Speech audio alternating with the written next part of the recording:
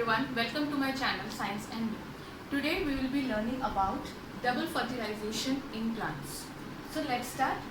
See, before going to the actual process, let us study about the whole structure of the female reproductive system and what is present inside the embryo sac.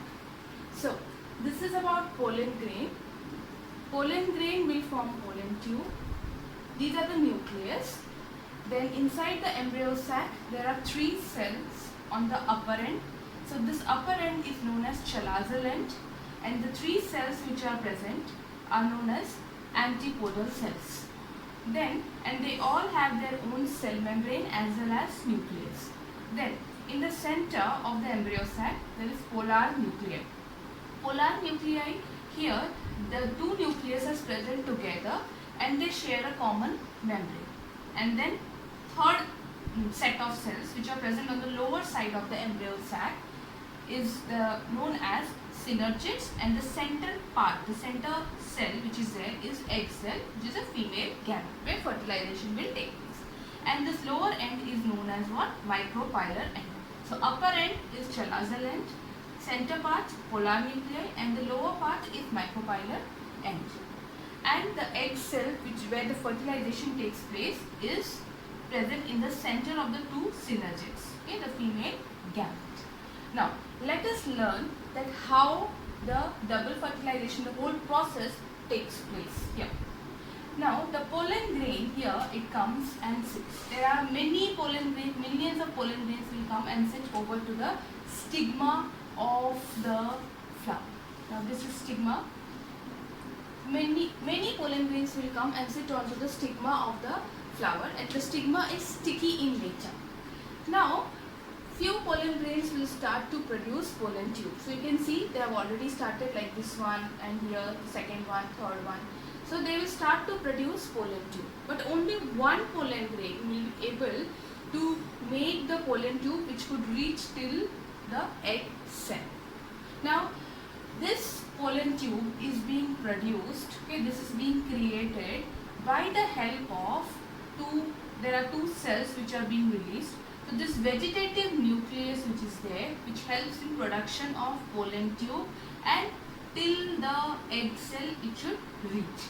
Now the pollen grain will release 2 nucleus, generative nucleus and vegetative nucleus. Now this vegetative nucleus is responsible for formation of pollen tube, as well as stigma also releases some sugary substance which is being followed and guided by the stigma, by that sugary substance, through which the pollen tube will go and it will reach till the egg cell. So vegetative nucleus is responsible for formation of the pollen tube to reach till the egg cell.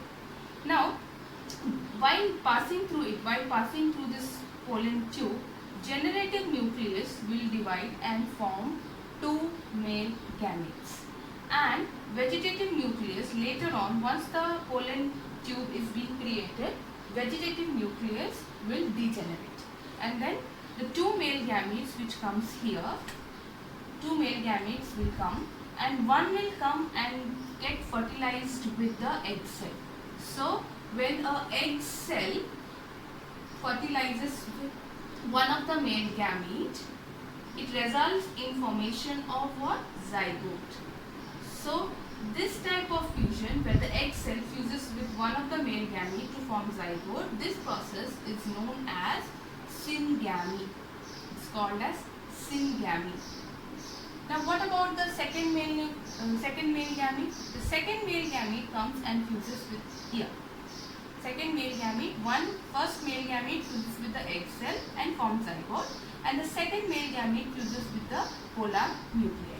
So polar nuclei, which contains 2 nucleus, it fuses with the second male gamete, and this fertilization results in formation of endosperm.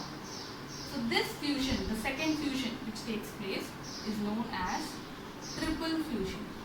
Why it is known so, triple fusion? Because already 2 nucleus are there and another third male gamete is coming and fusing with it. So 3 nucleus are fusing together. So it's known as triple fusion. Now you can see that two fertilization are occurring. First one is the egg with the first male gamete, which is known as syngamy, and the second polar nuclei plus second male gamete, which is known as triple fusion. So here two fertilizations are taking place. That's why it is known as double fertilization. The process in which two fertilization takes place is known as double fertilization. Okay? So that's why the name is given so, double fertilization. Later on, zygote will divides in many number, and it forms embryo. And endosperm, main function of endosperm is it will provide nutrition. Okay, main function of endosperm, it provides nutrition to the developing embryo. And then what happens is, once this fertilization is over, then the ovule, this part is ovule, the ovule will form seed and the ovary will form fruit. Okay, so a matured ovary is known as fruit, and a matured ovule is known as seed. Later on, all the floral parts will disintegrate and then it gives rise to a fruit and seed. Thanks for watching Science and Me.